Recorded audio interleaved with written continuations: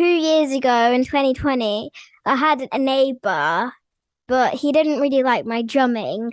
So we bought him a bottle of whiskey, but then he moved out probably because of there's lots of kids on my road and they'd be playing on the street and I'd be having my drumming and he'd make a curfew for us, 7 o'clock is when we have to stop. But then he moved out.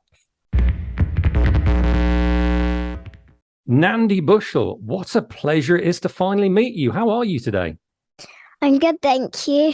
Good, good. I'll be honest, it's hard to know where to start because you've done so much in your life already and you're not even a teenager yet. It's kind of crazy, isn't it? Yeah. I played Wembley and the Queen's Jubilee and the LA Forum and other stuff. Yeah. I know. I've got to ask you, what's it like being a rock star at the age of 12? Uh, it's a pretty normal life. I go to school, I do my homework, I do my music practice. Yeah, it's fun. I bet it is. I mean, I can barely remember what I was doing when I was 12, but it certainly wasn't, traveling around the globe and hanging out with the Foo Fighters and playing at Wembley Stadium. I mean, that is kind of cool, isn't it? I mean, can you believe what you've been able to get up to in the past few years? Yeah, it's pretty crazy that I played Wembley and met the Foo Fighters. And it all started because I challenged Dave Grohl to drum off. And that's how. I know. I mean, 10. Yeah, I mean, I think a lot of us were quite taken by that because a lot of that happened during the lockdown. So, I've been charting your progress for a little while now. Let's talk about your journey a little bit. First time I saw you was on the TV advert for Argos. It was a Christmas advert about 3 years ago, I think. And you're playing drums. You're playing drums alongside, is it Omar from Fight Star? Yeah, it is. When I was 9, yeah. That was the first time I saw you. And I remember saying to my wife, look at this girl. She's amazing. Look what she's doing. I mean, there was a John Lewis advert as well, wasn't there? That was when I was 8, yeah. That was when you were 8. Okay. So John Lewis advert came first. When did you get drumsticks? When did you get, your first set of drums? When I was 5, I started playing, but when I was 6, I got a proper drum kit. So, when I was 5, it was like a toy plastic drum kit. And I got my real one when I was 6.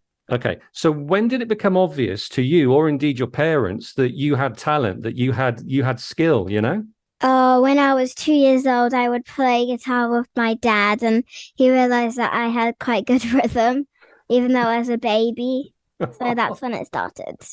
Amazing. So, are your parents musical? My dad used to sing in a band, but he didn't play any instruments. He can strum a few chords on the guitar, but he didn't really play guitar that much. And my mom, well, she didn't play any instruments, but a few years ago she started teaching herself the bass. Right. Okay. So where on earth has this talent come from? Is there someone in your family that is musical? Because usually, there's genetics involved or something, isn't there? I don't Surely? know. I'm not sure because, yeah, what about grandma and granddad? No. Oh, grandma's. And grandma's tone deaf. Yeah. Amazing. So how did you go from playing drums in your bedroom to getting recognized and getting TV adverts and stuff like that? So John Lewis advert, Argos advert. When I was 10, I challenged Dave Grohl to a drum battle. When I was 11 years old, I played the Forum. And then I played, when I was 12, well, I am 12, a few months ago, I played at the Queen's Jubilee, and then, couple of weeks ago, I played Wembley. Do you remember how you actually got the original John Lewis advert? So I don't know. I can tell this story. Come on, actually. Then. Nandi used to, well, she still does love the film School of Rock. Yeah. Oh yeah, okay, I can say that. So okay. I did these School of Rock auditions for the musical, and it was the same place where I held the auditions for the John Lewis advert, and most of them already knew me, and I was already comfortable there because I had always rehearsed there. As when I was a bit younger, I went to that studio, and that's how I got the role. because the School of Rock musical. I didn't actually get into the musical, but because when I did, the COVID started, I would have gone, but I was also quite busy. I was Yes. like 8 years old when I did that, so I was quite small. You're still quite small now. I mean, it's just amazing what you've achieved so far. And of course, your YouTube channel as well. That's been huge, hasn't it? Well, yeah, not as huge as my Instagram, which has like 887,000. Oh my And all God. across all like platforms, I have about 2.5 million. But yeah.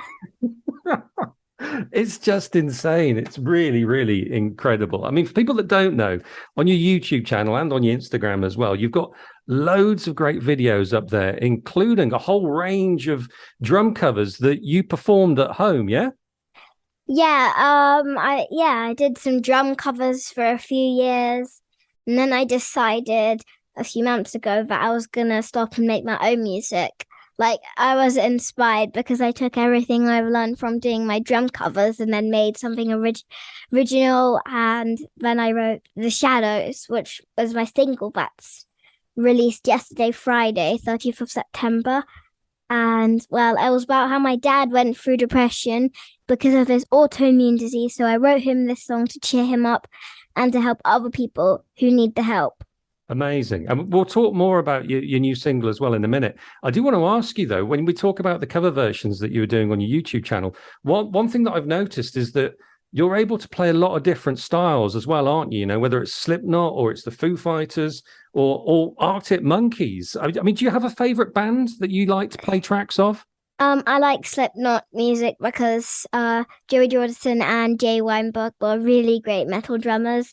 And Jay Weinberg's really good. And I love double pedals. Double pedals. I mean, that just looks so difficult to me. Who's your favorite drummer? I think I know the answer to this, but who is it? I have lots of different ones. Taylor Hawkins, Yeah. Jay Weinberg, Clyde Stubblefield, Bernard Purdy, and lots of other people. But I have so many, but they're my main ones. How do your neighbors feel about your drumming, actually? That's one thing I've always wondered. When I was like 2 years ago in 2020, I had a neighbor, but he didn't really like my drumming.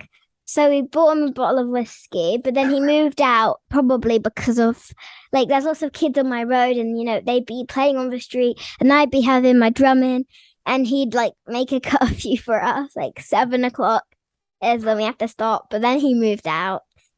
Oh, wow. Amazing.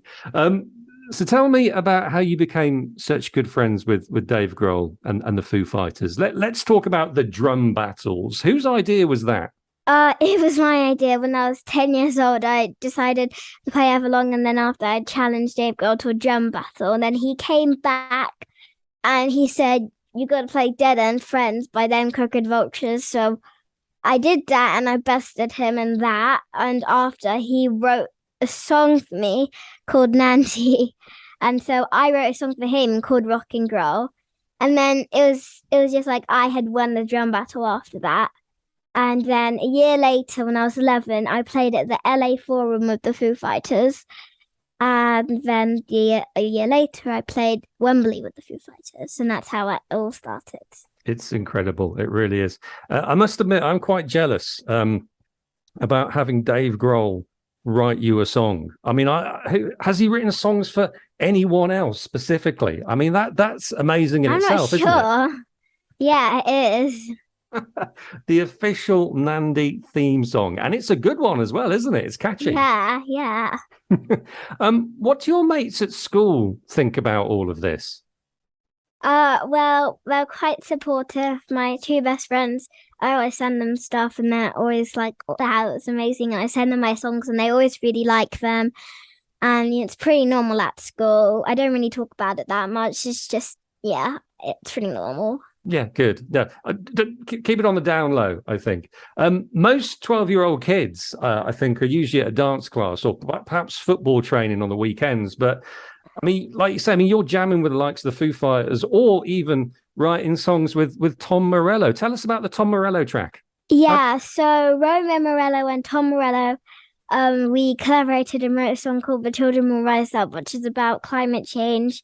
And yeah, so we wrote that song, and Roman Morello played the guitar on that, and I did everything else. And he's a really, really great guitarist. And well, Barack Obama saw that and he reposted it. And then, and talking about the Obama, so Michelle Obama, I did this song by Rush called Tom Sawyer. Yes, And good song. she, Michelle Obama, also reposted that on her page, as well as Barack Obama posting The Children Will Rise Up on his page. Oh my God. Is there no end to the awesome things that happen to you on a daily basis? It doesn't seem to be, does there? I wouldn't be able to sleep at night if I was you. I'd be thinking, what amazing thing is going to happen tomorrow? Is it a bit like that sometimes? Yeah.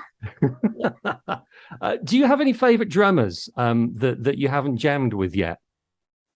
Well, I know most of my favorite drummers, but I haven't actually had a chance to jam with them, like Jay Weinberg. I do really want to play with Slipknot one day.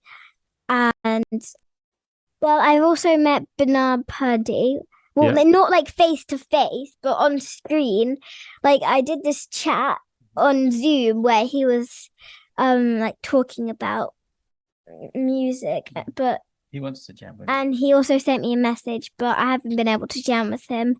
But yeah, I don't. What other ones do I have, Daddy? Well, you like Royal Blood, Oh yeah, Ben from Royal. Ben? Ben from Royal Blood. I've had contact with him, but I haven't actually had a chance to jam with them. Like most of the people I have, like I'm in contact with, but I just haven't had the chance to jam with. Yeah. Incredible. I mean, I'm on pretty good terms with Corey Taylor. So, I could put in a good word, Yeah. with Jay Weinberg. I mean, I don't think you need me to do that for you, but Well, I'm yeah. happy to. Maybe you can ask him to sing at one of your Yeah, tracks on the sure. EP. Okay. I mean, let's see what we can arrange. Yeah. Amazing. Yeah. Make it happen. And you've been given some pretty cool stuff as well, I've seen. A drum kit, I think, courtesy of Lenny Kravitz. Yeah, basically I was given a drum kit by Questlove actually. And that was right before I played with Lenny Kravitz. And after I played with Lenny Kravitz, everything just like turned and everything a bit blew up. And so I did a song called Use Me by Bill Withers. And well, Questlove saw that, he sent me a drum kit. And then I played with Lenny Kravitz, then I played with Anderson .Paak at O2 Birmingham, and then stuff happened. Yeah. So Lenny's he gave you that guitar there. That's Yeah, a he Lenny gave me Kravitz guitar. Blimey. You got a Paul Gibson. No, it's Oh, the I other can way, see. Daddy, it's the other way, Daddy. Look. No, I was just the Les Gibson. Look at all this. Look at all this. You must be very... Wow. That one's from Ellen. Yep. That one was given me from Fent. The middle one is my custom-made guitar. The one next to the middle one, it was given to me by Tom Morello, and that one was also given to me by Fender. Amazing. I recognize the Tom Morello one. That's incredible. Wait, hold on, Dad. That one was given to me by Matt Helders. Bellamy. Matt Bellamy. Matt Bellamy. Oh, yeah, my he word. gave me a signature guitar. You must be very difficult to buy Christmas presents for. That's all I can say. Well, actually, I have a few things in mind that I have wanted: a BMX bike and a music box from a video game called Little Nightmares. There we go. Dad, are you aware of these gifts that she wants for Christmas? Saving up as we speak. Brilliant. Fantastic. Well, that's good to know. That's good to know. Did you jam with Lenny Kravitz as well at the O2? Yeah, I did actually. I had a sound check with him, and then I watched him play. We jammed Are You Gonna Get My Way, and I did a bit of a party shuffle. He was really impressed by that.